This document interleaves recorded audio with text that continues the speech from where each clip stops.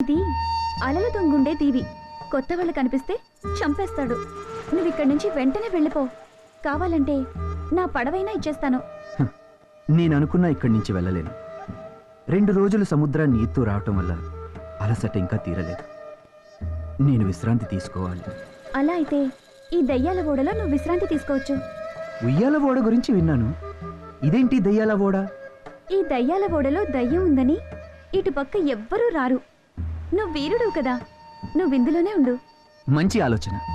ఎవరికీ తెలియకుండా ఉండటానికి ఇదే మంచి ప్రదేశం. నువ్వు నిజంగా వీరుడివే. జాగ్రత్త. అలాగే.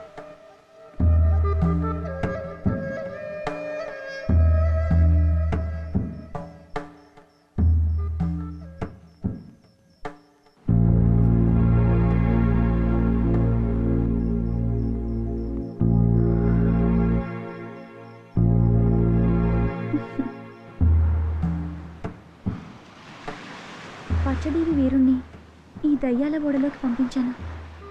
ఎలా ఉన్నాడో ఏమో. ఓసారి చూసి ఈ చేపల పులుసు ఇచ్చొస్తాను.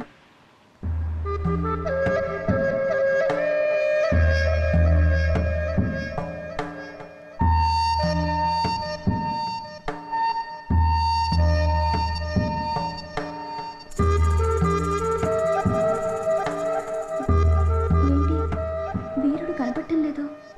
ఒకవేళ నిజంగా దయ్యం ఏమైనా చేసిందా?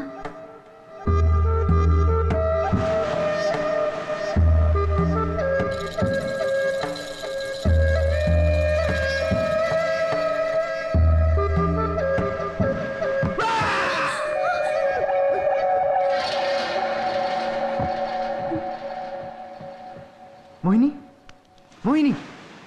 అయ్యయ్యో, భయంతో ప్రాణం పోయిందా? ఏమైంది? దెయ్యం పట్టుకుంది. ప్రేమ దెయ్యం. గుంతలకడి గుమ్మ ఇచ్చుకోన ఉమ్మ. 99 కోకిలా.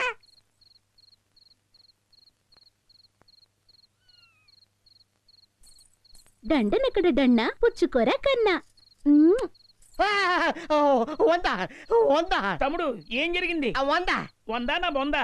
ఎవడైనా రాత్రిపూట 1కి 2కి వెళ్తారు. నువ్వేంటి 3, 4 అంటూ 100 దాకా వెళ్ళిపోయావు. ఎక్కలు నేర్చుకుంటున్నావా? మాట్లాడితే ఆ కోకిల వచ్చి ముద్దు పెట్టి వెళ్ళిపోతుంది. నాకేమో నిద్ర పట్టడం లేదు, అన్నం తిని బుద్ధి కావడం లేదు. ఓస్ అంతే కదా. ఉమ్మా ఇచ్చిన అమ్మాయిని అమ్మని చేసి. అన్నం తినడం అంత తేలిక చెప్పేంటి? ఈ విషయం కానీ వాళ్ళ నాన్న తెలిసిందంటే ఊరంతా పిలిచి నన్ను ఊరగా పెట్టేస్తాడు. ఊరగా లేదు, ఊగదంపుడు లేదు. ఎన్నో రకాల వాయిద్యాలు ఉండగా వాళ్ళ అమ్మాయికి ప్రత్యేకంగా ఆ పెదరాయుడు నాదస్వరాన్ని ఎందుకు నేర్పినట్టు? ముందు చూపు ఉండబట్టే. అది నిజమే. ఆయన పెద్ద కళా పిశాచి. అదే కళా పిపాసి. నీకెలా తెలుసు? ఆ పెదరాయుడు గురించి పండొల్చినట్టు మొత్తం కనుక్కున్నాను. నువ్వు ఆయన ముందు గంటల కొద్దీ నాదస్వరం వాయించిన ఉలకడు పలకడు. ఏ మధ్యలో కుడికేస్తాడా? కాదు, కనికరిస్తాడు. నీ సంగీతాన్ని ఆస్వాదిస్తాడు. అయితే ఏం చేద్దాం? పొద్దున్నే అందరూ చెంబులు పట్టుకుని ఎటో పోతారు. కానీ నువ్వు మాత్రం నీ నాదస్వరాన్ని పట్టుకుని నీ నాదస్వర రంధ్రాన్ని ఆయన చెవి రంధ్రంలో పెట్టి నీ సంగీతాన్ని ఆయన తలలో ప్రవహించేలా చేసే. ఆ తర్వాత సంగతి నేను చూసుకుంటా. అట్టకి చెంబు, అట్టకి శృతి. ఇప్పుడే నేను వెళ్ళి నా సంగీతంలో ఆ పెద్దరాయిని స్నానం చేయిస్తాను. నువ్వు వచ్చి సంబంధం మాట్లాడుకో. అట్లాగే.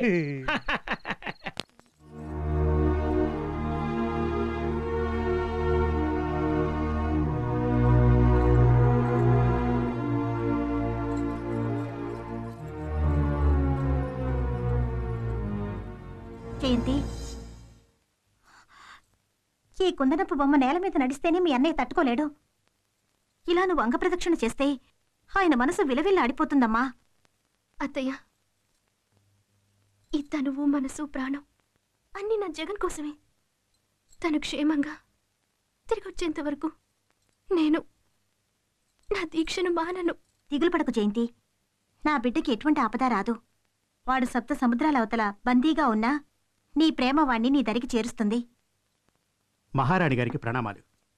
మహారాజు గారు సమాచారం పంపించారు. ఏమిటా సమాచారం? యువరాజవారు శంకుదీవిలో ఉన్నట్టు కబురందిందట. విన్నావుగా, నీ ప్రార్థనలు ఫలించాయి. నీ జగన్ రాబోతున్నాడట. పెళ్లి కుమార్తె అవడానికి సిద్ధంగా ఉండు. అత్తయ్య, మోహిని, వట్టి చేతులతో వచ్చావనుకున్నాను. చూస్తే పెద్ద విందు భోజనమే ఉందే. ఇదేం మాయా? మాయ లేదు, మంత్రం లేదు. బుట్టలో తీసుకొచ్చాను. ఈ వంజరం చేప పులుసు తింటే వంగిపోయిన ముసలాడు కూడా లేచి నిల్చుంటాడు.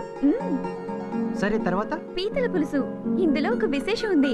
నువ్వు గనక ఒక్కసారి తిన్నావంటే తిన్నానంటే నీ అవయవాలు బలంగా తయారవుతాయి. బాగుంది. పెళ్లి విందుకు ముందు ప్రేమ విందు ఇస్తున్నావా? చాలే సరసం, ముందొచ్చి తిను. తినాలని అనిపిస్తుంది, కానీ వచ్చే ముందు శంకుముళ్ళు చేతికి గుచ్చుకుంది. కారం తగిలితే మండుతుంది. తినిపించమని తిన్నగా అడగొచ్చుగా, శంకుముళ్ళు సాకెందుకు?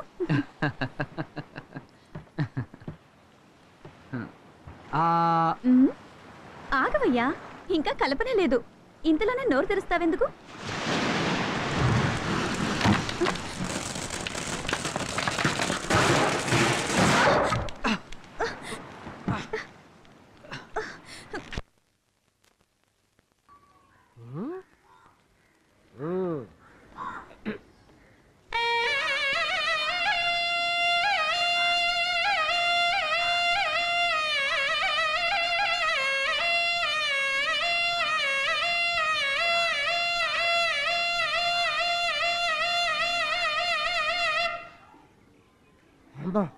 గుచ్చి గుచ్చి వాయిస్తున్నా కూడా గుట్టగొప్పలా చూస్తున్నాడే.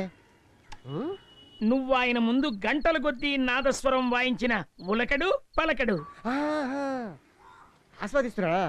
చెప్తా. ఇప్పుడు చూడు.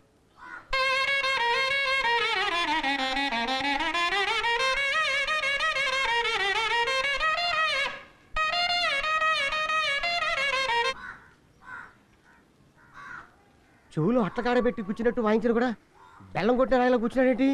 కొంప తీసి పోయాడా? బతికే ఉన్నాడు.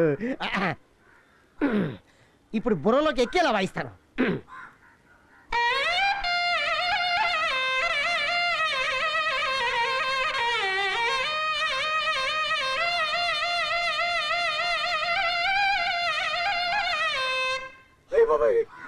నా నోట్లో నుంచి నొరకు తెప్పించి నీ నోట్లో నుంచి బాగుందని ఒక్క ముక్క కూడా బయటికి రాదేట్రా.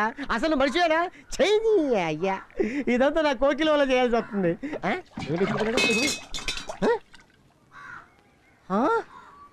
ఇది చూపలేదా? పెదరాడు, పెదరాడు, ఓ పెదరాడు! అమ్మో, ఈ చూకోడు అమ్మాలు చూపులే చూడలేదు. నేను ఎంతో గొప్ప విద్వాంసుడిని. గంట నుంచి ఈ బండరాయి ముందు వాయిస్తానా? ఈ సన్నైడు చెవులతో చెప్తాను. నీ అయ్యకి అవయవాలు ఏమి పనిచేయమని ఒక ముక్క కూడా నాకు చెప్పలేదేంటి? ఎరకపోయి వచ్చి ఇరుక్కుపోయాను. అయ్యయ్యో, ఊది ఊది బుగ్గలు బూరెల్లా ఉబ్బిపోయాయే. కోకిలా, అందమైంది నీ పెదాలతో ఒక ముద్దిచ్చావనుకో, ఉబ్బిపోయిందో నా బుగ్గలు ఉబ్బి తప్పిపోతాయి. అయ్యయ్యో, మా నాన్న ఉన్నాడే. నీ అయ్యకి ఏం పనిచేయవు కదా. అయితే సరే దా.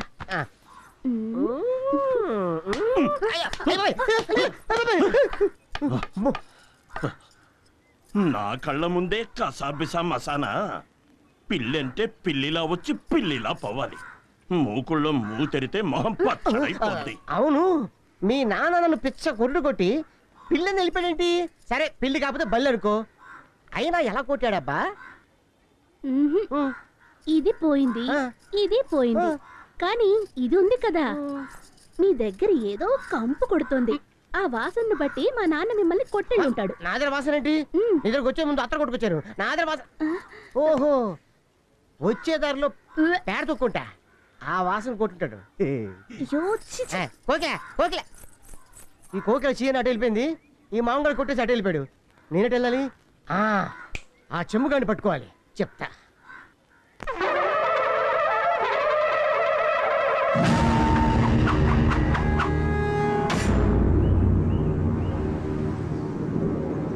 చక్రవర్తి గారు, మన వాళ్ళు కొల్లగొట్టుకొచ్చిన సొమ్ము ఇదే.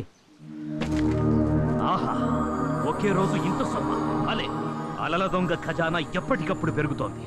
అన్నీ విలువైన ముత్యాలే చక్రవర్తి గారు.